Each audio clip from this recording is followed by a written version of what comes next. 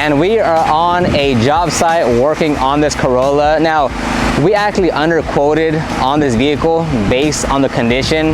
We charged $260, but it should really be around like $320. So I'll just talk you through the process of what we do if we underquote or if we get to a vehicle that's in worse condition. So right now we're gonna start shampooing the carpeting and I'm gonna start getting on the plastics.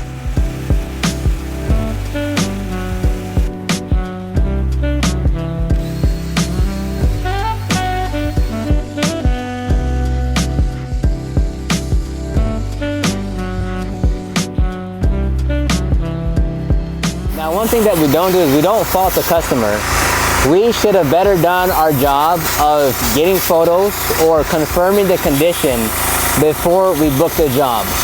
On top of that, we're not gonna blame the customer. We're just gonna eat the detail or eat the cost, and we're gonna get it done at the price that we told them, because that's only fair. That's our fault, that's our mistake. So because of that, we have to honor that price, and we're gonna knock it out at the price that we quoted.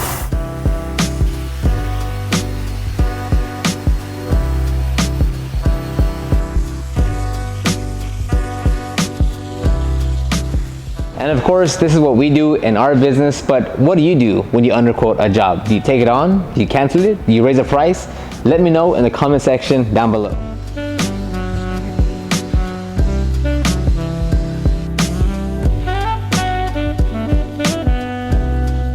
And a quick side tangent is that I get the comments every now and then of like, hey man, like, you don't talk about detailing anymore. All it is about business.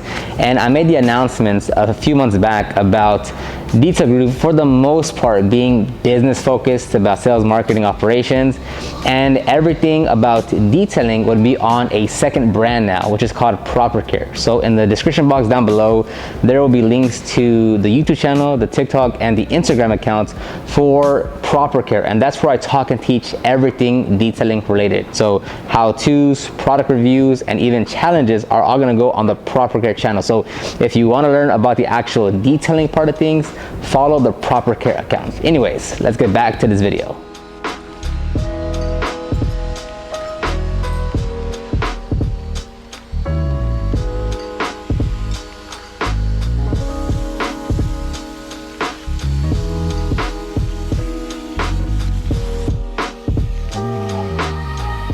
Now, in the ideal world, you'd want to charge more, but again, as a business, that just isn't fair or right, at least in my opinion.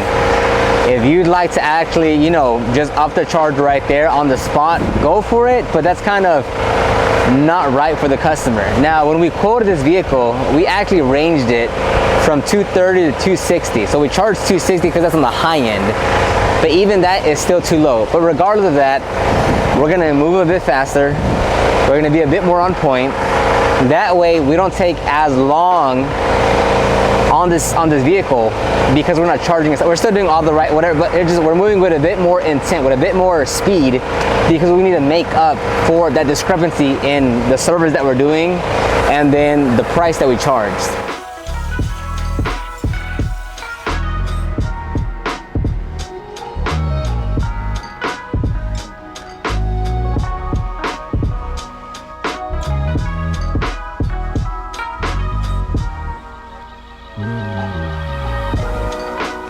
Now, when you're first getting started, you will definitely undercharge your services a lot more just because you don't have the experience. You don't have those data points to look back at historically and say, okay, so on a Corolla of this condition, the Tacoma in this condition, it took me this long and I charged this much, so next time that I do it, I should charge this much. You don't have that yet. So a lot of the jobs, you're gonna underquote, and that's fine. Don't be scared to underquote when you're first getting started because you have no experience. It's totally fine.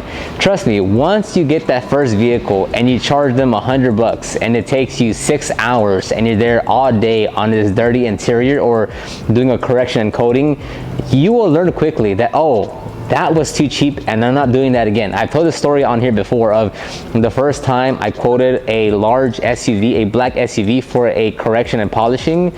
I think I don't know how long it took, but it took me like 14 hours to complete.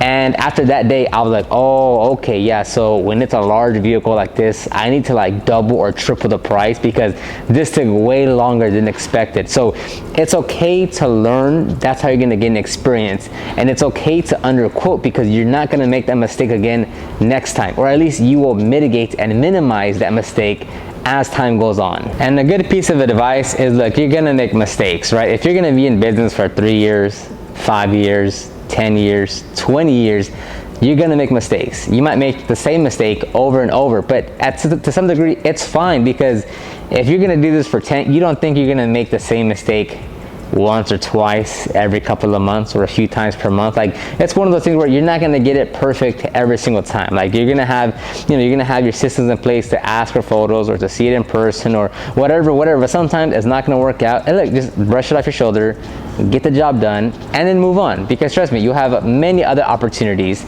to get better. So that's going to wrap up this video. Let me know in the comment section down below, what do you do when you underquote a job? What's the process? What do you tell the customer? Do you just eat it?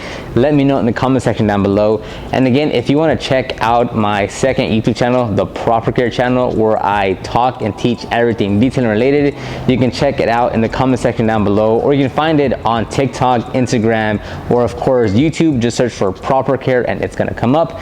Thank you very much, and I'll talk to you on the next one. Bye bye.